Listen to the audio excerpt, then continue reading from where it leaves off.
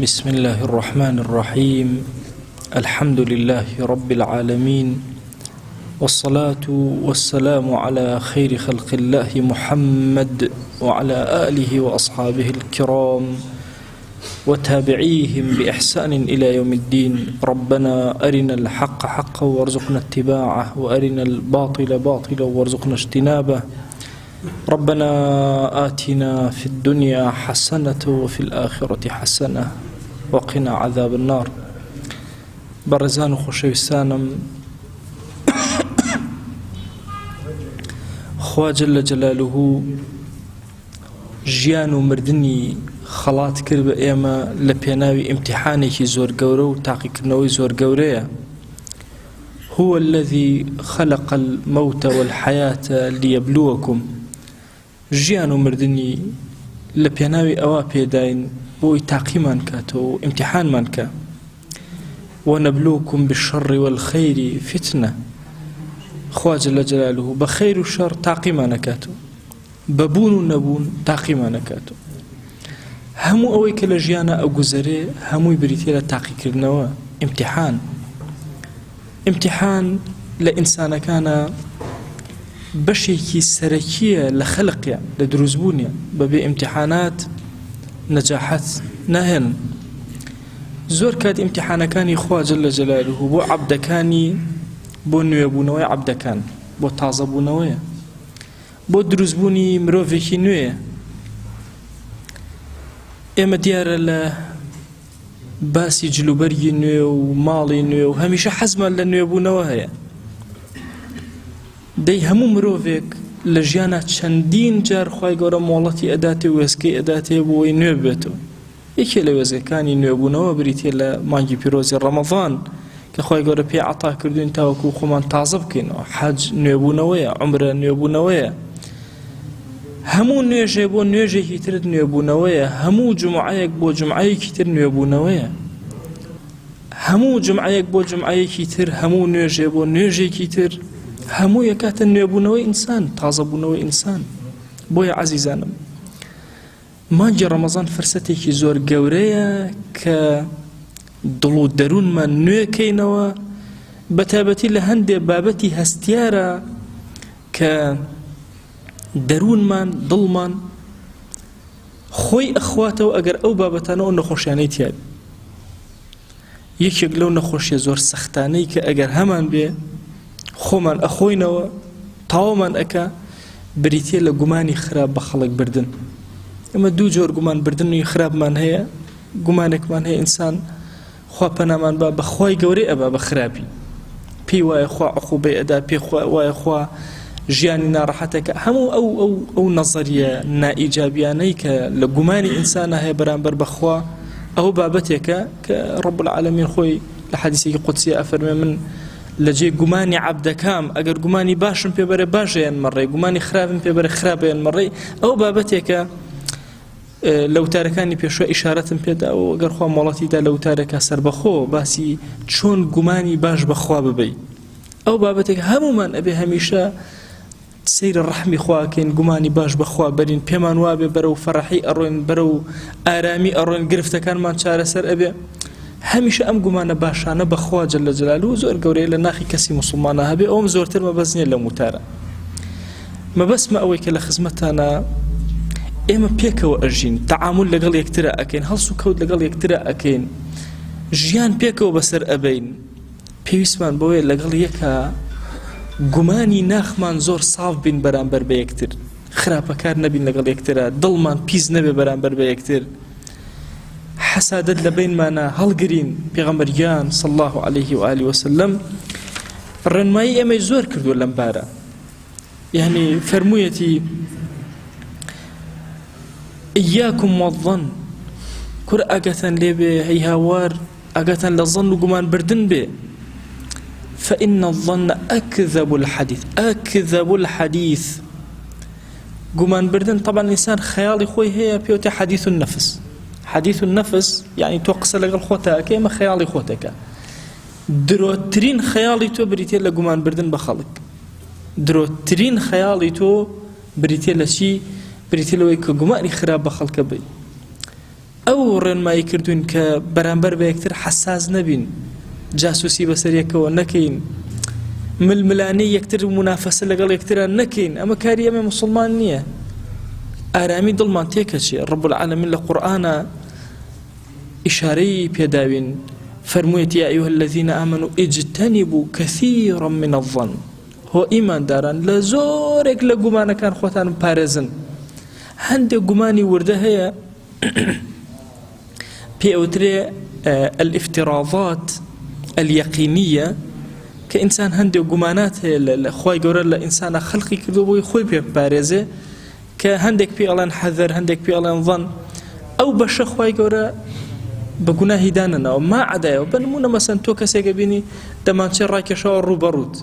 تۆ بڵێ بەخوا من گومانی خرای پێ نابم، نابێت شتیوە. بۆی ئەفەرمێ ئینە کەثیرا اجتنبوا كثيرا من الظن، خۆتان پارێزن لە زۆرینەی گومانەکان. هەموو جۆرەکانی گومان لە ئینسان ئەبێتە دوو بەش، ئەبێتە چوار بەش. بەشێکیان بریتێ لە افتراضاتی حەقیقی. سوور مەسەلەن ئەزانی کەسێک کارەبای پێ خەریکە نزیکێکاتەوە لە مناڵێک بیدا لە مناڵێک، تۆ ئەتر ئەمە جێ ئەوە نییە گومان بەری، ئەمە ئەچێتە بابی یەقینیاتەوە. احتیمال هەیە ئەم کەسە مەسەلەن ئەم ئفترازە کە ئەهێنیتە پێشچاوی خۆت بڵێ وەڵا هەتا حاڵتەکە ڕوونەدا تا نەبێتە عین اليەقین، مەسەلەن من گومانی خراپ بە کەس نابم، ئەوە ناکاتە گومان، ئەوە بابی ئفترازاتی یەقینیە. بەشێکمان هەیە لە ئینسان پێوتێ غەلەبەت الظن. زۆر کات فیراسەتی ئینسانی موسڵمان لە غەلەبەی ظن نایە. موسڵمان دائیمە زیندوو زیرەک و وریایە، چاوکراوەیە، شتە بینێ ئەزانێ هەست پێ ئەکا. یعنی ئیمامی عومەر ڕەزا و ڕەحمەتی خوای لێبێ کاتێ بە ئەبوو لؤلؤی مەجوسی ئەڵێ خەنجەرێکم بۆ دروستکە، ئەویش ئەڵێ خەنجەرێکت بۆ دروستەکەم لە شەرق و غەربە دەنگ باتەوە. ئیمامی عومەر حەذیق و زیرەکە ئەزانێ کە ئەمە هەڕەشە و تەهدیدە، بۆیە کاتێک ئەڵێ ئەم غوڵامە تەهدیدی کردم، ئەوانەی کە لەگەڵین ئەڵێ قوربان غوڵامێکی فەقیر تهدیدی نەکردو، هەر وتێ خەنجەرێ باشت بۆ دروستەکەم، بەس ئەو تێگەیشت کە خەنجەرێ بڵاو بێتەوە لە شەرق و غەربە ئەبێ ئیمامی عومەری پێ بکوژرێ.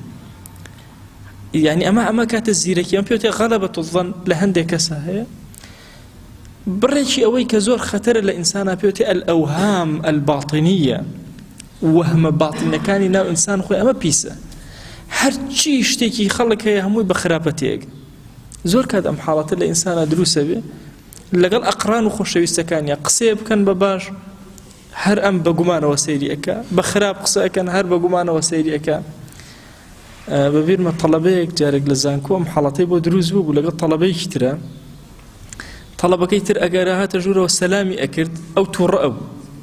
ئەوە مەبەستی منە، ئەوە ئاش بێتەوە لەگەڵ ما سەلامەکە. ئەگەر سەلامیشی نەکردایە ئەوە هەر مەبەستی منەوە، ئەوە ئیهانەم کە بۆیە سەلام ناکە. ئەگەر لە پۆلا پرسیاری کردایە ئەوە مەبەستی منە کە پرسیارەکە، ئەگەر نەشی کردایە بۆیە خۆی مت کردووە لە داخی من. یعنی گیرمان خۆ نەوەزای چۆن حەلی ئەم قەزیە بکەین، ئەم کێشە چۆن چارەسەرکەین، بۆ چونکە تووشی نەخۆشی ئەوهامی باڵتینی بوو. زۆر کات ئینسان ئەم حاڵەتەی بۆ دروستە بێ دۆستێک قسەیەک ئەکات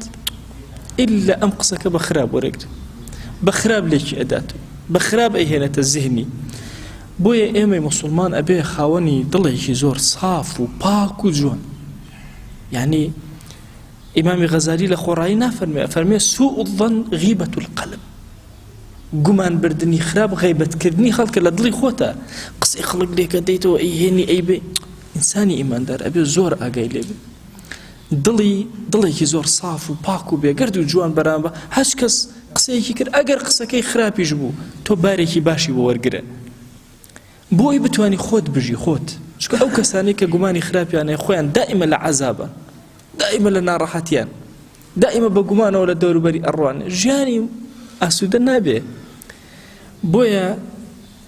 پێغەمبەریان صلی الله عليه و آله وسلم فەرمێ وەکونوا عیباد الله ئیخوانا، عەبدەکانی خوا هەمووتان بنە برای یەکتر، برایەکی زۆر تون لەگەڵ یەکترە، ئازا نەکەن لە بەرامبەر یەکترە ئەم حەسادەت و بغض و کینە و ڕق و لێگەڕن لێ بڕواکەن. ئێستا ئەگەر سیرتان کرد بێ ئەعلامی کوردی، سیاسەتی کوردی، نەزانم چی، ئەوەی پێ ئەڵێ کوردی سێرەکەی هەمووی لەسەر ئەم سوئی ظن و خراپە و یعنی ئەمانە بنیاد ئەندێ.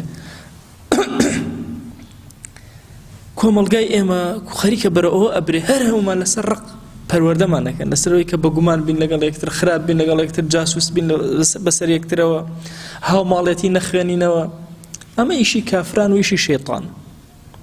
ئومەتی ئیسلامی ئومەتی سەفا و پاک و بێگەردی زۆر زەررمان کرد زۆر باجی گەورەی داوە ئەم ئومەتە لە پێناوی دڵسافی و دڵپاکیە بەڵام خەڵەتاندنەکەمان پێ باشتر بووە لە مێژووی ئومەتی ئیسلامیە لەوەی فێڵکەین لە خەڵک زۆر کات بووە ئیبن عەباس ڕەزا و ڕەحمەتی خوای لێبێ فەرمێ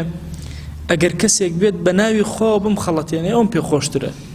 بێ بە ناوی خوا ئێوە بم خەڵەتێنێ ئەوم پێ خۆشترە لەوەی کە من زیادە ڕەوێ لە حەقیا بکەم یا گومانێکی خراپی پێ بەرم نا گومانی خراپی پێ نام ئەم دیاردە و نەخۆشیە لە هەر دەوڵەت و وڵاتێکە هەبوو کاو لەوێ نامێنێ ئێستا تۆ دیقەت بدەن بڕواکەن ئەو سەرکردە کوردەکان ئینسان وەکو مناڵۆشتی وایە نەپێشچاوی هەمووی بغز و کینە و گومانی خراپ بەرامبەر بە یەکتر و سەدق و سەفا نییە و ئیعلامی کوردی سەیرەکەی بەزەوی پێایەتەوە وازانی مناڵ دایناوە ئاوا سەیرەکەی پڕە لە بغز و کینە و خراپەکاری ئێمەی موسڵمان ئەهلی مزگەوت عاقبەتی ئەم وڵاتە هی ئێمە بۆیە ئەبێ خاوەنی دڵێکی ساف بێگەر لەگەڵ یەکترە یعنی ئینسان جاری وا هەیە ئیماندارێک ئەبینێ هەڵەیەکی لێ ئەبینێ یعنی ئەبێ زۆر بە وریایی تەعامل کە گومانی خراپ تەنانەت بە هەڵەکاریش نەبێ ئێمە قاعیدەیەکمان هەیە یاسایەکمان هەیە کە ئیمام عومەر ڕەزا و ڕەحمەتی خوای لێبێ فەرمووی لەیسە بخەیرکم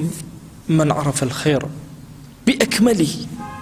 ئەو کەسە باشترین کەسی ئێوە نییە کە هەرچی خەیرە ئەیناسێ ئەوە هێشتا باشترین نییە وليس بخيركم من عرف الشر بأكمله أو كسش هم شر ناسي بكامله هر باشتريني أيوانية ولكن خيركم من عرف الشرين فاختار أهونهما أو كسي باشترين تان دو شر أبيني دو خرابي زو خراب أبيني كاميان أهون ترى أوان أقري باش أوان ورقري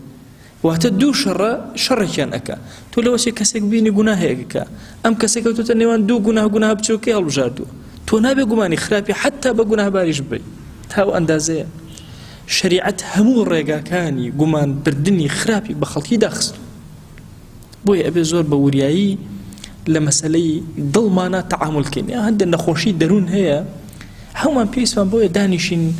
مراجعي خومان كينو خومان نوية كينو مروفي نوية همو أكري همو روجك بينجر تو مروفك بي قران كاريد بسراحات بي نوية بو بيتو جوان بو بيتو تازه بو بيتو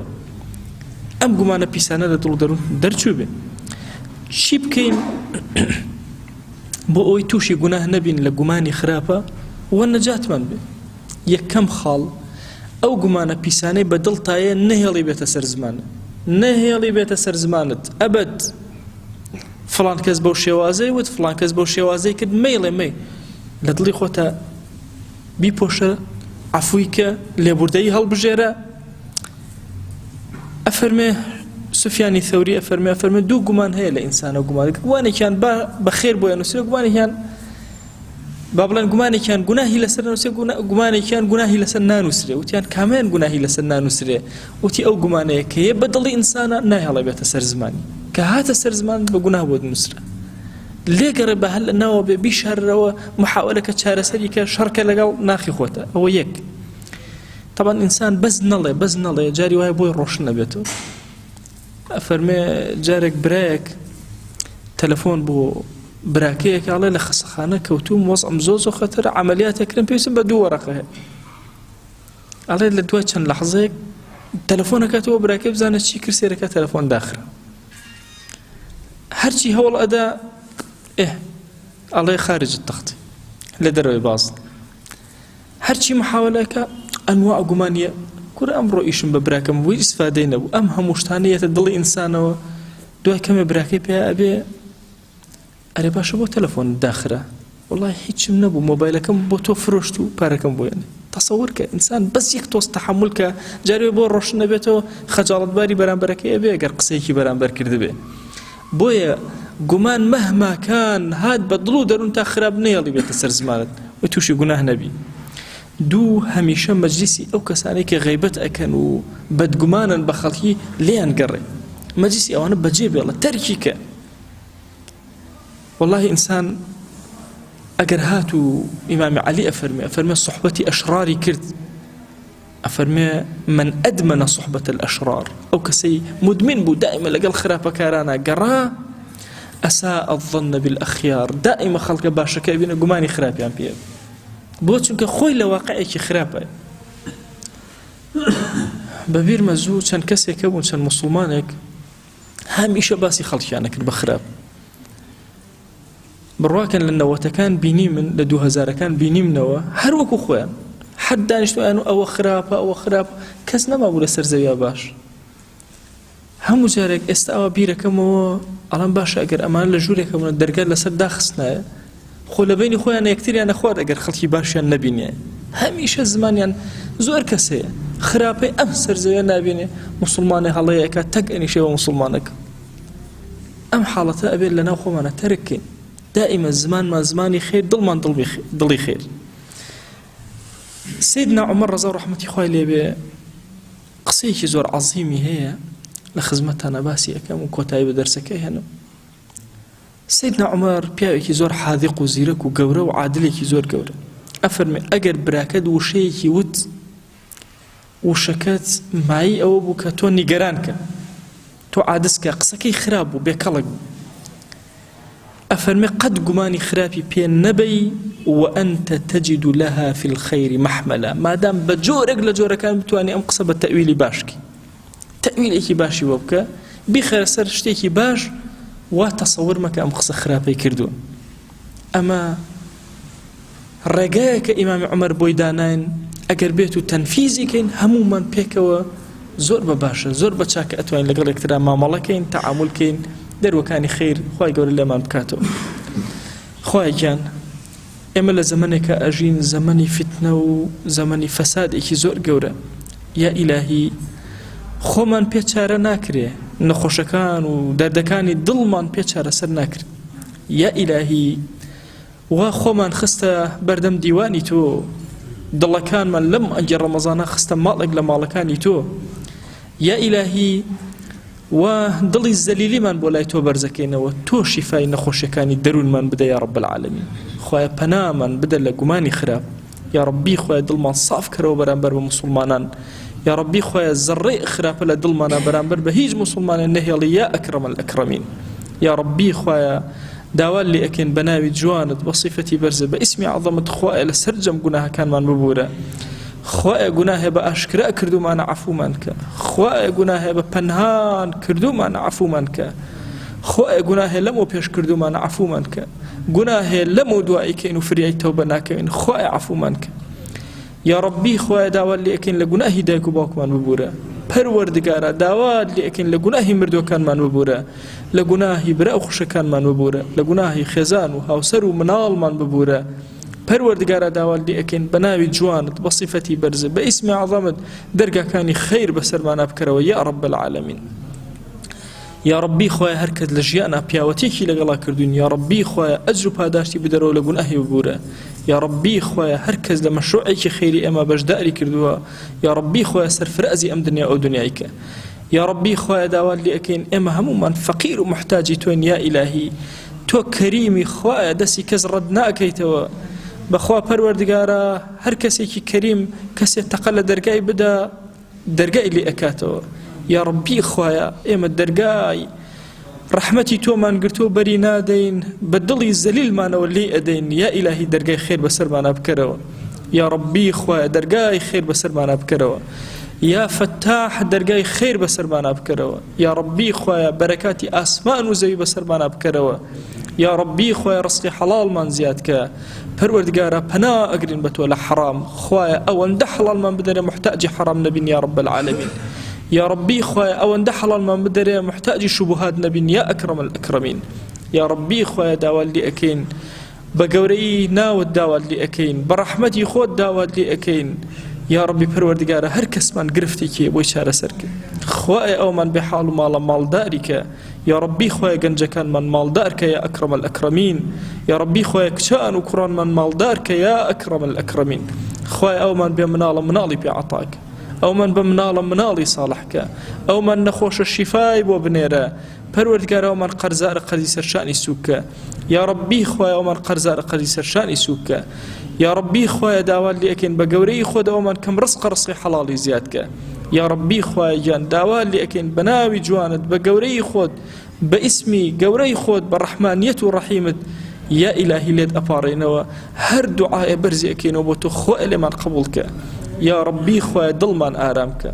خوای ماڵەکانمان ئارامکە خوای شارەکەمان ئارامکە یا ڕەبی خوای ئومەتی پێغەمبەری خوا صلی الله علیه و آله وسلم ئارامکە یا ڕەبی خوای ڕزق و ڕۆزی بخەرە ناو بازاڕەکانمانەوە خوای حەڵال لە بازاڕەکانمانە زۆر کە یا ئەکرەم الئەکرەمین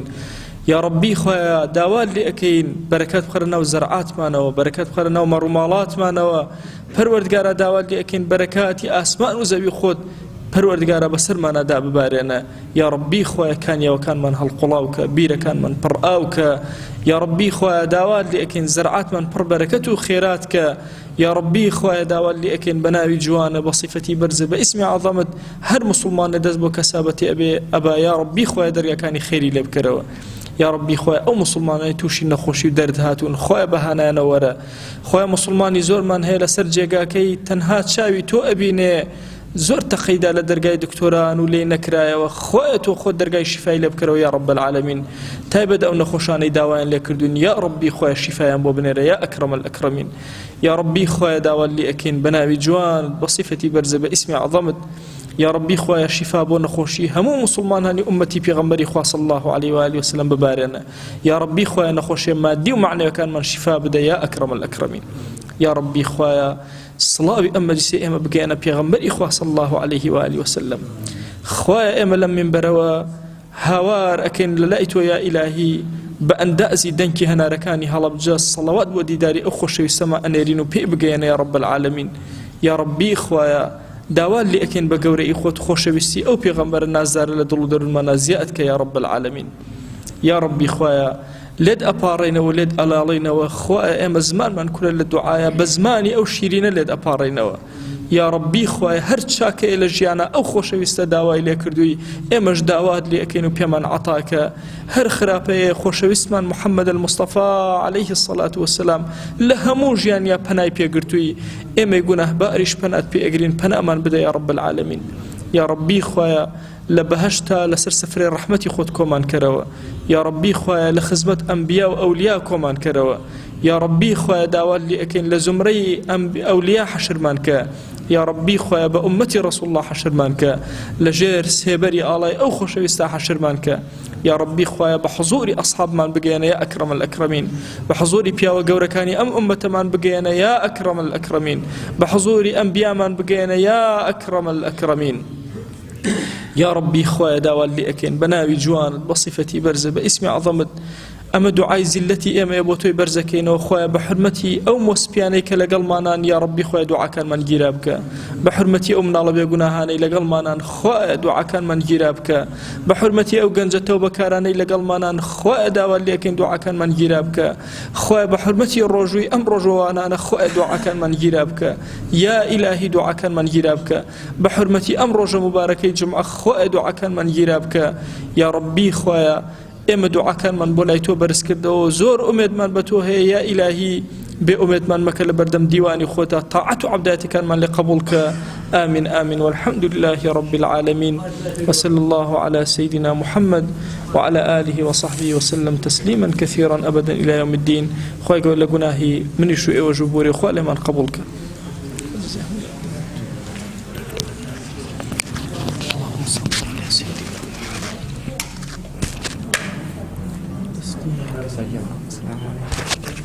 إلينا يا ميري هل إنا بوس